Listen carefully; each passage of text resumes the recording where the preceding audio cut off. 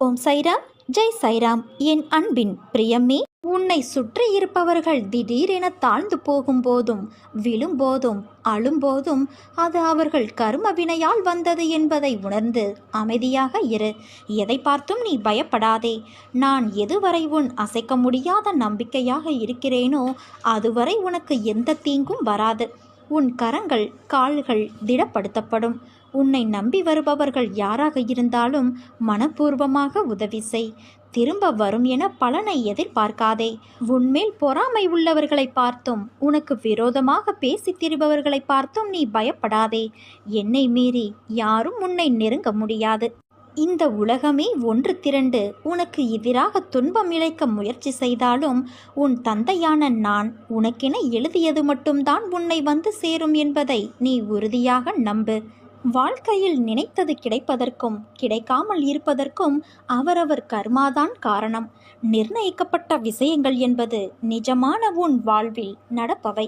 எல்லாவற்றிற்கும் ஏதோ ஒரு காரணம் இருக்கும். அவரவர் துன்பத்திற்கும் இன்பத்திற்கும் எல்லோருடைய மனம்தான் காரணம். இந்த வாழ்க்கை என்பது யாது என்று உன்னிடம் கேட்டால் நீ என்ன சொல்வாய்?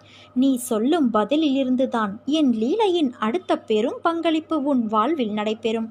அப்பா, வாழ்க்கை என்றால் ஒரு பிறப்பின் நோக்கம் அறிந்து வாழ்வதற்கும் ஆன்மா என்ற உருவமற்ற உணர்வுகளுக்கு மதிப்பளித்து அதை நடைமுறையில் செலுத்தி அதற்கான முக்கியத்துவம் கொடுத்து அதை நிறைவு செய்வதில்தான் வாழ்க்கை என்ற சொல்லுக்கும் அர்த்தமும் அதன் பயனும். இந்த பதில் உன்னிடத்தில் வருகிறதா என்பதை முதலில் கேட்டுப்பார். இந்த வாழ்க்கை என்பது அன்பு, பாசம், விசுவாசம், நம்பிக்கை, பக்தி என்ற உணர்வுகளால் நிறைந்தவை. ஒருவருக்கு இதை நம்மால் வழங்க முடியவில்லை என்றால் உன் பிறப்பின் முக்கியத்துவம் அறிந்தும் கோபம், வெறுப்பு, பகைமை என்ற வேண்டாத உணர்வுகளால் உன் ஆன்மாவைப் போல உள்ள மற்றொரு ஆன்மாவிற்கு தெரிந்தும் இந்த வழியை கொடுக்கிறாயே. அதனால் உன்னுள் இருக்கும் நல்லது அடியில் போய் தேங்கிக் கொள்கிறது. நான் மட்டுமா இதை செய்கிறேன்? மற்றவரும் என்னிடத்தில் எதிர்மறை உணர்வுகளை காண்பிக்கிறார்கள். மற்றவரும் என்றால் யார் அவர்கள்? உனக்கு உன் ஆன்மா இல்லை அவர்கள். முதலில் உன் ஆன்மாவிற்கான பங்களிப்பை கொடுத்து அதை மதிக்க கற்றுக்கொள். பிறகு மற்ற ஆன்மா என்ன செய்கிறார்கள் என்ற யோசனையை செய். மாற்றம் என்பது ஒருவரிடத்தில் ஆரம்பிக்கும் ஒரு புத்துணர்வான எழுச்சி. அதை உன்னிடத்தில் கொண்டு வரவே என்னுடைய இத்தனை போராட்டங்களும் உனக்காக நடக்கிறது. மாறுதலுக்கான நடைமுறைகள் தொடங்கிவிட்டது குழந்தையே. நீயும் மனதளவில் உன்னை தயார் செய்து கொள். புதிய வாழ்க்கைக்கு என் அன்பளிப்பும் பாசமும் அருளும் அன்பும் என் உயிரும் மூச்சும் என் பிள்ளையான உனக்கே தருகிறேன். என் முழு மனதில் இடம் பிடித்த என் பிள்ளையான உனக்கு என் ஆசைகள் எப்போதும் உண்டு. நீ எதையும் இனி தேடி செல்ல வேண்டியது இல்லை. உன்னை தேடி அனைத்தும் தானாக வந்து சேரும். நீயே ஆச்சரியப்படப் போகிறாய். நல்ல மாற்றங்கள் நடைபெறப் போகிறது என் குழந்தையே. ஒரு நாள் போவது ஒரு யுகமாக தெரிகிறது என்று புலம்புகிறாயே. நான் இதுவரை எத்தனை யுகங்களை பார்த்திருக்கின்றேன். எத்தனை பேர் வந்தார்கள் போனார்கள். அவர்களில் பெரும்பாலானோர் இப்படித்தான் உன்னை போல புலம்பி தவித்தார்கள். சிலர் மடிந்து போனார்கள், சிலர் எதிர்த்து போராடினார்கள். எல்லாம் முடிந்து அவர்கள் வேறு ஜென்மம் எடுத்து கழித்தார்கள். இனி வருபவர்களுக்கும் இதுதான் நிலை. தோல்விகளையும் கஷ்டங்களையும் கண்டு ஓடி ஒளியாதே. தைரியமாக எதிர்த்து போராடு. இந்த ஜென்ம கடமைகள் அத்தனையையும் இந்த ஜென்மத்திலேயே முடித்துவிடு. அதற்காக எதிர்வரும் கஷ்டங்களை ஏற்று போராட மனதை பக்குவப்படுத்து. முடியாத போதெல்லாம் என் பெயரை உன் மனதிற்குள் நான் பதியம் செய்து வைப்பேன். என்னை கும்பிடுவதற்கு வழியை தேடி அலையாதே. நான் உன் உள்ளத்திலேயே குடியிருந்து வருபவன். எனக்கு சடங்கு சம்பிரதாயங்களோடு தான் பூஜை செய்ய வேண்டும் என நினைக்காதே. எப்போதும் என்னை நினைத்து கொண்டு இரு. அது போதும். அப்போது என் பலம் உனக்குள் ஊடுருவி உன் கஷ்டங்களை தவிடு பொடியாகிவிடும். உனக்கு எதிராக செயல்படுபவர்களையும் துன்பம் விளைவிக்க நினைப்பவர்களையும் நிர்மூலமாக்கிவிடும். உன் விருப்பங்கள் நிறைவேற பிரார்த்தனை செய். வெறும் பிரார்த்தனையினால் உன் பிரச்சனைகளை நான் முடித்து வைப்பேன் என் குழந்தையே. பல குழந்தைகளை பெற்றிருந்தாலும் ஒரு தந்தை தன் குழந்தையின் தவறான நடத்தையை எவ்வாறு சரி செய்வது என்று கவலைப்படுவார். அவர் தன் குழந்தையின் மோசமான நடத்தையை சரி செய்ய போராடுகிறார். கடவுள் நம் தந்தையாக இருப்பதால் அவரது தவறான குழந்தைகளை பற்றி அதிக அக்கறை காட்டுகிறார். காட்டுகிறார். நேர்மையாக வாழும் பக்தர்களை கடவுள் பொருட்படுத்த மாட்டார். அவருடைய வார்த்தைக்கு கட்டுப்படுவார். தம்மிடமிருந்து விலகியவர்களையும் கெட்ட நடத்தையால் கெடுக்கப்பட்டவர்களையும் அவர் எப்போதும் நினைப்பார். அவர்களை அவர் கைவிட மாட்டார். அவர்கள் நடந்து செல்லும் பாதை எவ்வளவு அற்பமானது, மோசமானது என்பதை அவர் உணரும்படி கட்டாயப்படுத்துகிறார். ஒரு நொடியில் அவர்கள் கண்களை திறப்பார். கடவுள் ஒரு மனிதனை வீழ்ச்சியின் சேற்றிலிருந்து வெளியே இழுத்து அவரை நேர்மையான வழியில் நடத்துவார். கொள்ளைக்காரன் வால்மீகியும் வக்ரமான அஜாமிலனும் கடவுள் சன்னதிக்கு வரவில்லையா? அதனால் இத்தனை நாள் கடவுளை தியானிக்க முடியவில்லையே என்று நாம் உட்கார்ந்து கவலைப்படக்கூடாது. நீ அன்போடு அப்பா என்று என்னை அழைத்தால் நான் ஆம் என்று உனக்கு பதில் தருவேன். ஏதாவது ஒரு வடிவில் நிச்சயம் உன்னை நான் காப்பாற்றுவேன். என் நாமம் உச்சரிப்பதற்கும் கேட்பதற்கும் மிகவும் இனிமையானது. வாழ்க்கை ஒரு பண்டிகை கொண்டாட்டமாக மாறும்.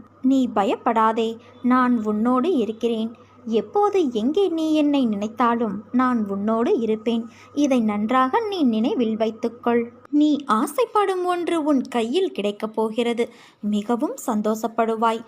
பூரிப்பில் நீ எனக்கு நன்றியும் சொல்வாய். உன் வாழ்வில் 2 முக்கியமான நிகழ்வுகள் நடக்கப் போகின்றன. ஒன்று, எதற்காக நீ இந்த பிறவி எடுத்தாயோ அந்த நோக்கத்தை நோக்கி உன்னுடைய பயணம் ஆரம்பமாகப் போகிறது.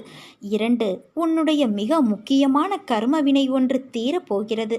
இது தீர்வது உனக்கு எப்படி தெரியும் என்றால், உனக்கு துன்பம் தந்து கொண்டிருந்த ஒன்றிலிருந்து துன்பம் குறைவதை நீ காண்பாய். மனம் அமைதியடைவதை நீ உணர்வாய். இந்த 2 நிகழ்வுகளால் நீ மகிழ்ச்சியின் பாதையில் பயணிக்கப் போகிறாய் குழந்தையே. மற்றவர்களை நேசிப்பதில் தவறு இல்லை. ஆனால் அவர்கள்தான் உலகம் என்று இருக்காதே. அவர்கள் அன்பிற்கு சார்ந்திருக்காதே. அந்த அன்பு சில சூழ்நிலையால் குறைந்து போகலாம். அப்போது நீ ஏமாந்து உன் வாழ்க்கையில் வெறுமையை காண்பாய். நான் சொல்வதை நீ தெளிவாக புரிந்து கொள். அன்பு தவறு இல்லை. ஆனால் அளவு கடந்த அன்பில் எதிர்பார்ப்பு ஏற்படும். அதில் நீ மாட்டிக்கொள்ளாதே. அது உன் வாழ்க்கையில் நிம்மதியற்ற சூழ்நிலையை உருவாக்கிவிடும். ஏனென்றால் இவ்வுலகில் சார்ந்து இருக்கும் அளவிற்கு எதுவும் நிரந்தரமில்லை. இவ்வுலகில் நீ பிறந்தாய் வாழ்ந்தாய் என்று இருக்காதே. மற்றவர்களின் உணர்வை உன் உணர்வாக மதித்து நட. வாழ்க்கையில் போராடி தோற்பது என்பது அவமானம் கிடையாது. வெற்றியை விட உனக்கு கிடைத்த மிகப்பெரிய பரிசு அனுபவம். அந்த அனுபவத்தில்தான் வாழ்க்கையை உன்னால் வாழ முடியும். அதன் பிறகுதான் உண்மையான வாழ்க்கைக்கு நீ அர்த்தத்தை உணர்வாய். சோம்பேறித்தனத்தை தூக்கி எறி. போராடு. போராடாமலே வாழ்க்கை கடினம் என்று சொல்லாதே. பிறகு உனக்கு வாழ்க்கையின் ஒவ்வொரு நிமிடமும் கடினமாகிவிடும். இவ்வுலகில் நிரந்தரமென இருவரை நினைத்துக்கொள் தங்கமே. ஒன்று உனக்குள் இருக்கும் ஆத்மா, இன்னொன்று நீ வணங்கும் தெய்வம் நான். யார் வேண்டுமானாலும் உன்னை விட்டு விலகி செல்லட்டும். ஆனால் உன்னை ஒருபொழுதும் நான் விட்டு போக மாட்டேன். உனக்கான எல்லாவற்றையும் நல்லதாய் உன் வாழ்க்கைக்கு தேவையான விஷயங்களை தான் நான் நடைபெற அனுமதிப்பேன். உன் மனதில் நீ எதை பதிய வைக்கிறாயோ அப்படியே உடல் செயல்படும். பிரபஞ்சமும் அப்படித்தான் இயங்கும். நல்லதை சிந்தித்துப்பார். நல்லது நடக்கும். உனக்கு நன்மை பெருகும். எண்ணம்தான் வாழ்க்கை. வலிமையான எண்ணங்களே நம் வாழ்க்கையை உருவாக்கும். இன்று நம்பிக்கையோடு எது நடக்கும் என்று நீ நம்புகிறாயோ அது நிச்சயம் நாளை நடக்கும். இதுதான் உண்மை. உன்னுடைய எதிர்காலம் என்பது உன் எண்ணங்களிலும் நீ கொள்ளும் தீவிர முயற்சிகளிலும் தான் உள்ளது. உனக்குள் இருக்கும் தன்னம்பிக்கையை மூலதனமாக கொண்டு முயற்சி செய். விடிந்ததும் உன் மனதில் உதயமாகும் கவலைகள் உன்னை வாட்டுகின்றது. உன் மனம் எதையோ நினைத்து புலம்புகின்றது. ஒரு இன்பமான செயல் வாழ்வில் நடந்தாலும் மனமானது சிறிதாக நடந்த துன்பத்தை எண்ணி அந்த கவலையில் உழல்கின்றது. அதை பற்றி யோசித்து மனதை குழப்பிக்கொண்டு இருக்கும் உன் பழக்கத்தை மாற்று. ஒளியை எதிர்கொண்டு மலரும் மலர்களைப் போல நீ இருக்கவே உனக்கு நேர்மறை எண்ணங்களை உரமாக இடுகின்றேன். உன் பாதைகளில் உனக்கு துணையாக நான் இருக்கின்றேன். உன் நீண்ட பயணத்தில் உனக்கு உறுதுணையாக இருப்பேன் குழந்தையே. கலங்காதே, குழம்பாதே. அனைத்து பிரச்சனைகளும் தீர்ந்துவிடும். உன் வாழ்வில் மீண்டும் மகிழ்ச்சி பொங்கும். நம்பிக்கையோடு இரு என் குழந்தையே. உன் வாழ்க்கையில் ஏற்பட்ட அனைத்திற்கும் பதில் கூற நான் தயாராக இருக்கிறேன். நீ உனக்கு யாரும் இல்லை என்று நினைத்து அழுத போதெல்லாம் என் வருகையை நீ உணர்ந்து இருப்பாய். அதே போலத்தான் நீ சற்றும் எதிர்பார்க்காதவாறு இன்று உன் மனதை மாற்றினேன். நீ சந்தோஷத்தில் திக்குமுக்காடியிருந்ததை பார்த்து நான் பூரித்து போய் பார்த்து கொண்டிருந்தேன். உன்னை சுற்றி உன்னை உண்மையாக நேசிப்பவர்களை இன்று உணர்ந்தாயல்லவா? என் குழந்தையான உன்னை சிரித்து கொண்டே இருப்பதை பார்க்கும்போது இந்த உலகத்தையே நான் மறந்து போகின்றேன். உன் மனதில் இருந்த அனைத்து எதிர்மறையான எண்ணங்களும் மறைந்து போகும். உன் மனதில் இருந்த அனைத்து எதிர்மறையான எண்ணங்களும் மறைந்து போகும் நேரம் வந்து விட்டது. நீ பயப்படாதே. வார்த்தைகளில் எப்படி எனக்கு நன்றி சொல்வது என்று உன் பரவசமான மனநிலை, உன் அன்பு என்னை ஆச்சரியப்படுத்துகிறது. நீ நன்றாக வாழப்போகின்றாய். என் இதயம் என்னும் கருவறையில் நீ நன்றாக வாழப்போகிறாய். வாழ்க்கை என்பது நாம் நடந்து செல்லும் பாதை போல. அதற்கான பாதையில் நாம் நடை போடுகிறோம். அவற்றில் நாம் நேராக பயணிப்பதில்லை. நிறைய திருப்பங்கள் இருக்கும். நம் வாழ்க்கையும் அப்படித்தான். பயணத்தில் சந்திக்கும் நிகழ்வுகளும் அதன் மூலம் நாம் கற்று அறியும் அனுபவமும் பாடங்கள் வாழ்க்கையை பற்றிய புரிதலை ஏற்படுத்தும். பயணங்கள் எதற்கு, எதனால் என எல்லா கேள்விகளுக்கும் விடை கிடைக்கும். உன் வாழ்வில் ஏன் இப்படி என தோன்றிய அனைத்து கேள்விகளுக்கும் விடை கிடைக்கப் போகும் நேரம் வந்து விட்டது. நம் பயணத்தின் போது நாம் உணர்ந்த பாடங்களும் கற்று உணர்த்திய அனுபவங்கள். ஒருவரின் மனதை புரிந்து நடப்பவரின் அறிவு, கல்வி கற்றவர் காட்டிலும் மேம்பட்டது. ஏனென்றால் நாம் ஒன்றை புரிந்து கொண்டு இருப்போம். ஆனால் அந்த சூழ்நிலையில் அவர்களை பற்றி தெரிந்த விஷயங்கள் நம் கண்ணை மறைத்து சூழ்நிலை என்ற நிர்பந்தத்தில் நம்மை நிற்க செய்யும். அந்த நேரத்தில் நாம் புரிந்த விஷயங்கள் புரியாது நடப்பது போலத்தான் நம்மை அசைய வைக்கும். உனக்கான வாசல் திறந்துவிட்டது. நிச்சயம் உனக்கான பதிலை பெற்று நிம்மதியும் சந்தோஷத்தையும் அமைதியையும் நீ மீட்டெடுப்பாய். உன் பெற்றோருக்கு பாதுகாப்பாய் நான் இருக்கின்றேன். என்னை மீறி எதுவும் அவர்களை நெருங்காது என் குழந்தையே. அவர்கள் பட்ட கஷ்டங்களுக்கு விடியல் பிறக்கப் போகிறது. நான் உன் உயிராய், என் உயிரின் உருவமாய் நீ இருக்கிறாய். உன்னோடு நான் எப்போதும் இருப்பேன் குழந்தையே. என்னை காணவில்லை என்று வருத்தமடையாதே. உன் கண்களை மூடி என்னை மனதார நினைத்துப்பார். என் ஒளி உருவம் உன் முன் தோன்றும்.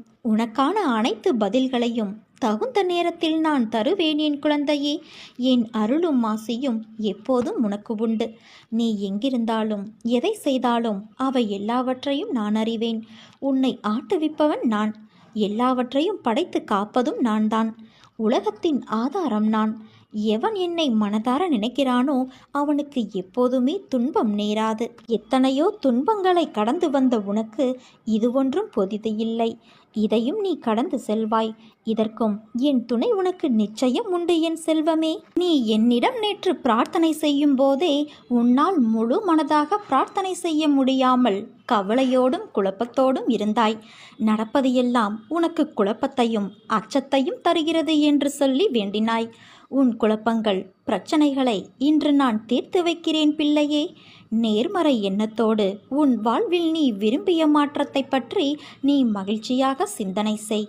இன்று சில மாற்றங்கள் நீ நடப்பதை காண்பாய். நம்பிக்கையை மட்டும் கைவிடாதே. உன் மனம் மகிழும் நிகழ்வுகளை நான் நடக்கச் செய்வேன். யாரேனும் ஒருவர் தன்னை என் குழந்தையாக பாவித்து என்னிடம் வேண்டிய அளவு சரணடைந்து அந்த சரணாகதியை முழுமையானதாக செய்து கொள்ள முயற்சிகள் முழுவதும் எடுத்துக்கொண்டு விட்டால் நான் அவருடைய எல்லா சுமைகளையும் ஏற்க முன்வந்து அந்த பக்தரை உண்மையிலேயே தன் குழந்தையாக ஆக்கிக்கொள்வேன். அவருடைய பொறுப்புகள் எல்லாவற்றையும் நானே ஏற்றுக்கொள்வேன். ஒருவர் காண்பது என்னை மட்டுமே. எனினும் என்னை பற்றிய பேச்சுக்களையே செவி மடிப்பினும் என்னிடம் மட்டும் பக்தி கொள்வானாயினும் ஒருவன் முழு மனதோடு என்னை நாடி என்னிடமே நிலைத்து இருப்பின் அவன் உடல், ஆன்மா இரண்டை பற்றியும் எந்தவித கவலையும் கொள்ள தேவையில்லை. என்னிடம் பக்தி செலுத்துவோர் இங்கு ஏராளமானோர் உள்ளனர். ஆனால் என்னிடம் சரணடைந்து என் குழந்தையாக வேண்டுபவர்கள் எத்தனை பேர்? மனித குலத்தில் உள்ள பெரும் குறை இது. சுலபமாக அளிக்கப்படுவதை யாரும் மதிப்பது இல்லை. தன் குழந்தைகளுக்கு அமானுஷ்யமான அதிசயக்கத்தக்க உதவி நான் அளித்த நூற்றுக்கணக்கான சம்பவங்களுக்கு பின்னரும் விசுவாசம் ஏற்படவில்லை என்பது ஆச்சரியமாக உள்ளது. உண்மையிலேயே நீ என்னிடம் சரண் புகுந்துவிட்ட குழந்தை என்றால் நீ வேண்டியதை அளிக்க நான் தயாராக இருப்பதை நீ உணர்ந்து கொள்வாய். என்னிடம் இந்த கணமே பூரண சரணாகதியடைந்து பார். மற்ற எல்லாவற்றையும் நானே பார்த்து கொள்கிறேன். என் சத்தம் உன் மனதில் ஒலித்தால் இப்போதே என்னை நோக்கி பார். என் விழிகள் உன்னோடு பேசும்.